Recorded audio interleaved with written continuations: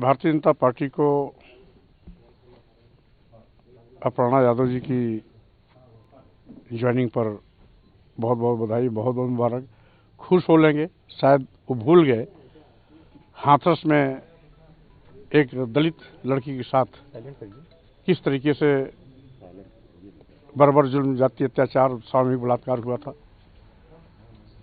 दो घटनाएं आपके उन्नाव में, जहां पर महिलाओं को बलात्कार के आग छिड़ करके जिंदा जला दिया गया था।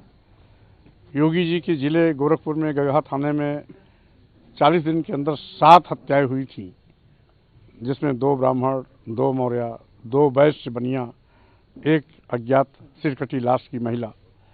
और साथ ही साथ लखनपुर में खीरी में क्या हुआ, और इस तरीके से एक लंबी फहरिस्त है।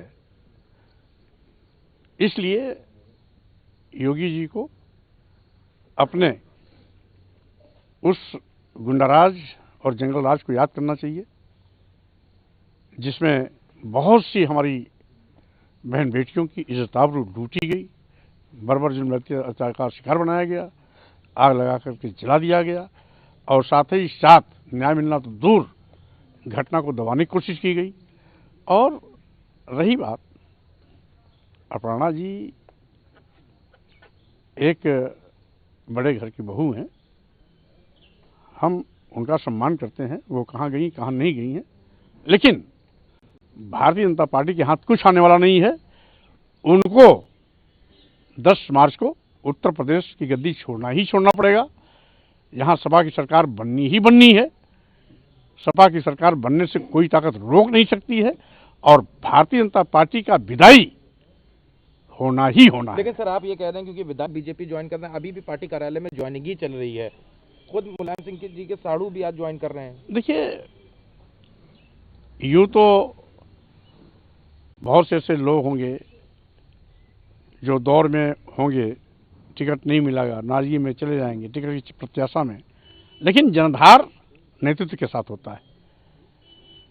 आज समाजवादी पार्टी के राष्ट्रीय अध्यक्ष श्री अखिलेश यादव जी, संस्थापक राष्ट्रीय अध्यक्ष श्री मुलायम सिंह यादव जी, समाजवादी पार्टी का जनधार इनके नाम से है, न कि किसी और के।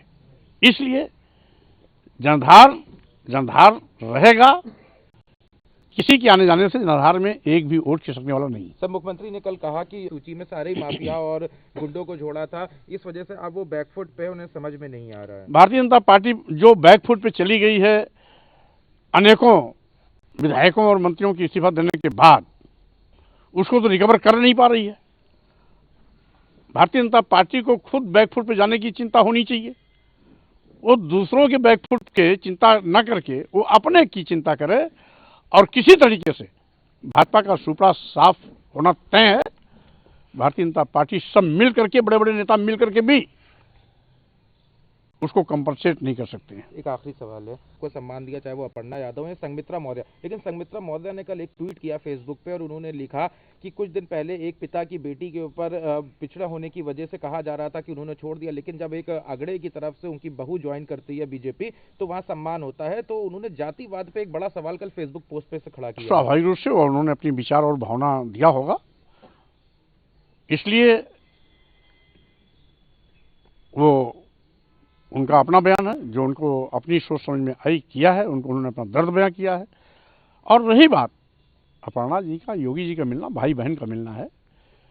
वो श्री मुलायम सिंह यादव की बहू बाद में है, योगी जी के परिवार की पहले है, क्योंकि बिष्ट योगी जी और बिष्ट अपर्णा यादव जी, तो भाई बहन का मिलन है। इसलिए भाई बहन के मिलन पर भारतीय जनता पार्टी को बहुत नाज नहीं होना चाहिए, उनका घमंड टूटेगा। तो क्या संघमित्रा जी भी समाजवादी पार्टी ज्वाइन करेंगे जातिवाद का बात उठा के? देखिए, मैंने पहले भी कहा और आज फिर कह रहा हूं, वो बदायूं की सांसद है,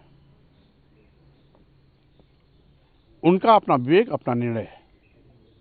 मेरी बेटी जरूर है, लेकिन मेरी बेटी के साथ साथ बदायूं की सांसद भी है। बदायूं की जनता के प्रति उसकी जवाबदेही है।